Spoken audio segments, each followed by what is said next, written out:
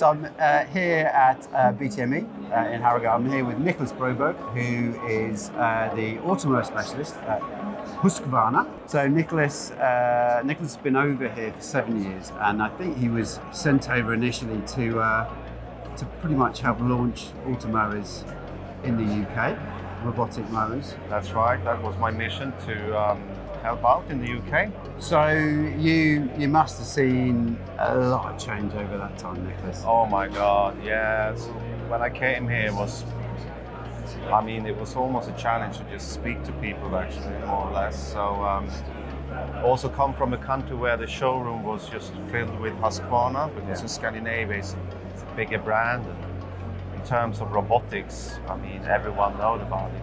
If you were 70 years old or 5 years old, everyone knows what a robotic mower was. So you came over to the UK and they virtually didn't exist? Oh, more or less, no. Yeah. I think at the time we didn't. I think we were selling around 40,000 units in Sweden at the time. Yeah. We sold 3,000 units in the UK at the time. So big difference then. Yeah. I know it's only 7 years ago, but it's quite pioneering. You know, it was something that was very alien. Like the dealer network, I imagine, what, they think you're mad? A little bit like that. I think that robotic mowing and the concept and the sales comes with actually a lot of knowledge from the actual customer. Yeah. I think you need to have the request from the customers to commit to it yourself. And I think at the time in the UK, no one really knows about the concept of robotic lawn mowing. Now when people know about it, they ask for it, and therefore the dealers also comes a little bit more committed.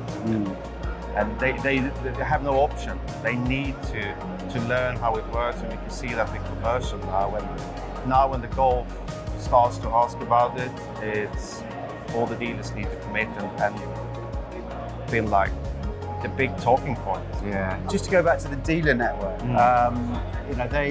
what sort of did that sort of initial reaction? A lot of education, a lot of explanation, I guess, that had to go in.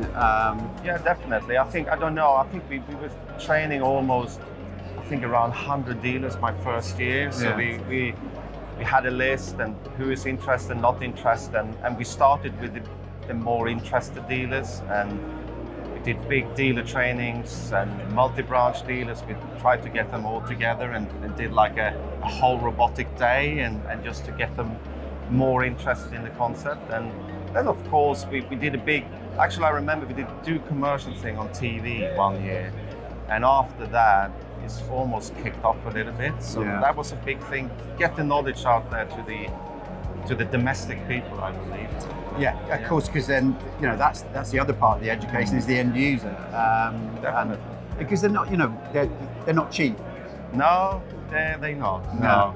But of course, if you can see the benefit with it as well. You don't put petrol, you don't put any time onto it, and also a big bonus is the quality of cut. So in the domestic point of view, your lawn is going to look fantastic all year round. What kind of takeouts were you taking from Sweden in regards to winter servicing and the whole sort of revenue opportunity side? What do you mean? What I bring from Sweden to the UK? Yeah. I think as well, if you go back to when I came here, no one thought it was any money to do a servicing thing on the robotics. And when you told them about dealers in Sweden doing 1,500 services every year, they thought that's not impossible. Yeah. Of course, it's such a good opportunity to do an aftermarket business with robotics, cleaning them and make sure the customer have a new shiny product ready to go out next year. So and of course, a lot of them are now doing that over here. So you were definitely you were sort of pioneering that when you came over. Definitely, I know one dealer that actually do around 1,000 services every year. So professionally, how are you feeling about it? How do you feel you're leaving the turf care market, the Automower market? Oh my God! It feels like I'm leaving the greatest opportunity in Europe.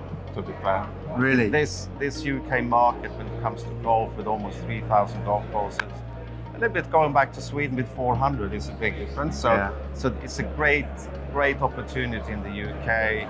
And now when more or less every golf course look into this, of course, it's a little bit sad. Yeah. But the same way. I mean, going back to Sweden is quite exciting. But this in everything I've learned in the UK on this challenging market, which has been, it's just a great experience. Good. Definitely. Well, I think that's a nice positive note to leave it on.